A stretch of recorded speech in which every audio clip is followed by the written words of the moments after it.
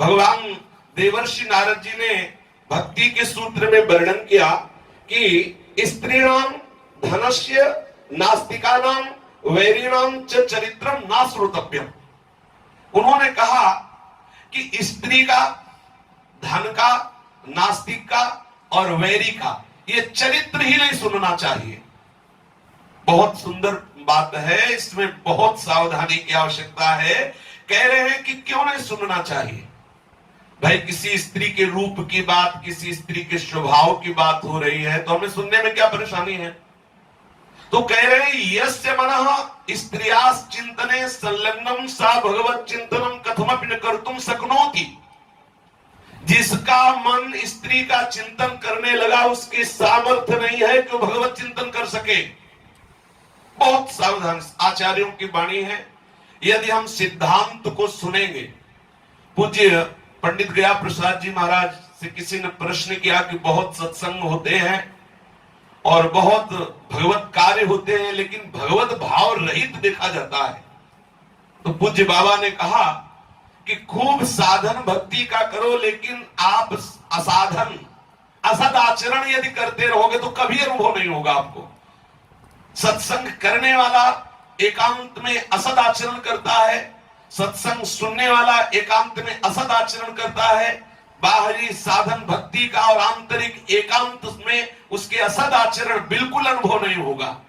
सावधान रहे, व्यवहार में भले त्रुटि हो जाए लेकिन एकांत बहुत पवित्र होना चाहिए।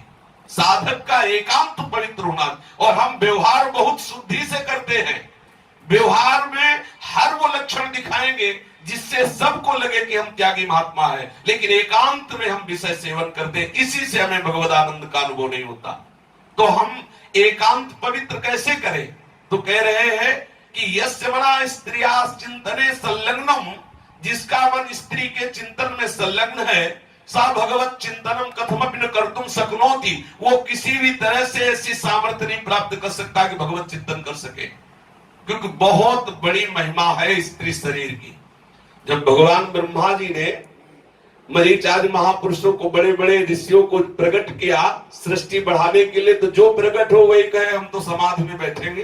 सनक सनंदन सनातन सनत कुमार बोले पिताश्री आपकी आज्ञा पालन हमसे नहीं हो सकती, हम तो भजन ही करेंगे। ब्रह्मा जी बड़े चिंतित हुए, एकांत में भगवान का चिंतन करके प्रार्थना की कि सृष्टि तो बढ़ ही नहीं रही। बोले हम एक बात बताते, वो कर लो, सृष्टि बड़े स्त्री की रचना कर लो, बस हो जाएगा। बड़े बड़े भजनानंदियों की भजनमयी वृत्ति को परिवर्तित करके सृष्टि के कार्य में संलग्न कर देना, ये इस स्वरूप की महिमा होगी, ये भगवान की ही रचना है। तो जिसका चित्त यस्य मना स्त्रिया चिंतन संलग्नम सा भगवत चिंतनम कथमपि न कर्तुम शक्नोति। बहुत सावधान, जब हम स्त्री चर्चा करते हैं, स्त्री रूप के विषय में वार्ता करते हैं, स्त्री सुख के विषय में वार्ता करते हैं, वही स्त्री साधक पुरुष के संबंध में बिल्कुल ऐसा ही विचार करें तो हमारा चित्त चिंतन करने लगता है। अभी चर्चा हुई कि चित्त एक शुभ्र वस्त्र है, श्वेत वस्त्र है, जैसा हम चिंतन करते हैं वैसा रंग उसमें चढ़ जाता है। यदि हम आंखों से स्त्री के स्वरूप को एकाग्रता से देखेंगे, श्रवणेंद्रिय से स्त्री सुख संबंधी वार्ता सुनेंगे, भोग विलास संबंधी बातें मनन करने लगेंगे, तो निश्चित हम भ्रष्ट हो जाएंगे, भगवत चिंतन बनेगा ही नहीं। स्त्री चिंतने कामस्योत्पत्तिर्भवति, स्त्री का चिंतन निश्चित काम को उत्पन्न कर देता है। तथा कामा प्रेम मार्गे सर्वतो महान बाधकोस्ति, ये काम प्रेम मार्ग में सबसे अधिक बाधा है। स्त्री संबंधनी नाम वार्तानाम श्रवणेन पठनेन दर्शनेन चैव स्त्री चिंतनम भवति। जब स्त्री संबंध से हम कोई वार्ता करते हैं, स्त्री संबंधी वार्ता श्रवण करते हैं, स्त्री संबंधी वार्ता पठन करते हैं, स्त्रियों को देखते हैं, तो चैव स्त्री चिंतनम भवति, तो उसका स्त्री चिंतन बनने लगता है। और जिसका स्त्री चिंतन बन जाता है तो बोले भगवत चिंतनम कथमपि न कर्तुम शक्नोति, वो भगवत चिंतन नहीं कर सकता। अतः साधकस्येद मुचितम यत्स स्त्री विषयकम वार्तालापम न कुर्यात्। उचित है कि साधक को स्त्री संबंधी वार्ता बिल्कुल नहीं करनी चाहिए। स्त्री संबंधी वार्ताम गानम वा न श्रुणुयात्, स्त्री संबंधी कहीं वार्ता हो रही हो, नहीं सुनना चाहिए। स्त्रियों के द्वारा गान हो रहा हो, नहीं सुनना चाहिए। एक बार किसी संत से सुना कि यदि कोई पुरुष लौकिक गीत भी गा रहा हो तो बड़े खड़े होके सुन ले। एकदम निषेध है, पर अगर सुन भी लिया तो ज्यादा फर्क नहीं पड़ेगा।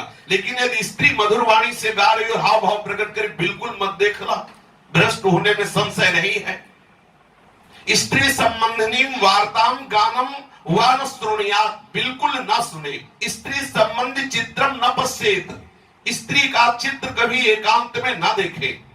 स्त्री विषयकम पुस्तकम साहित्यम व न पठेत, जिसमें स्त्री संबंधी काम विषय को वार्ता हो, उस साहित्य को न पढ़े न सुने। ईदृशम नाटकम चलचित्रादिकम चा नावलोकयेत, चलचित्र सिनेमा आदि नाटक आदि जिनमें ऐसी हाव भाव प्रकट करने वाली अभिनेत्री आदि है, उनका दर्शन न करे। स्त्री चरित्र विषय किंचिदप्यालोचनम न कुर्यात्, स्त्री के विषय में कोई आलोचना न करे, उस विषय में ही न जाए। स्त्री नाम संबंधे निबंधादि न लिखेत, स्त्री के संबंध में कोई निबंध आदि न लिखे। स्त्री नाम मध्य न तिष्ठेत, स्त्रियों के बीच में न बैठे।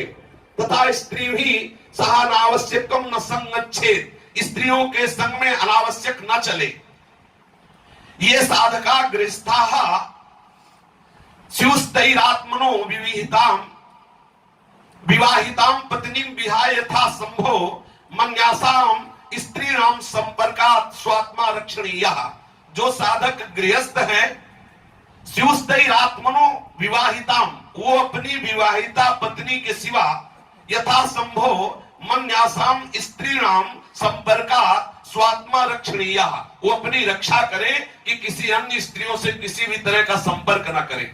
जो विरक्त साधक है वो संपूर्ण स्त्रियों से, जो गृहस्थ साधक है अपनी विवाहिता पत्नी के अलावा किसी से एकांत में न मिले, किसी से हंसी मजाक या आदि आदि। स्त्री संबंधिन्याम चर्चायाम प्रवृत्तिस्तस्या श्रवणम अथवा स्त्रीणाम चित्रादि दर्शनम तु सर्वेषामेव हानिकारकमस्ति।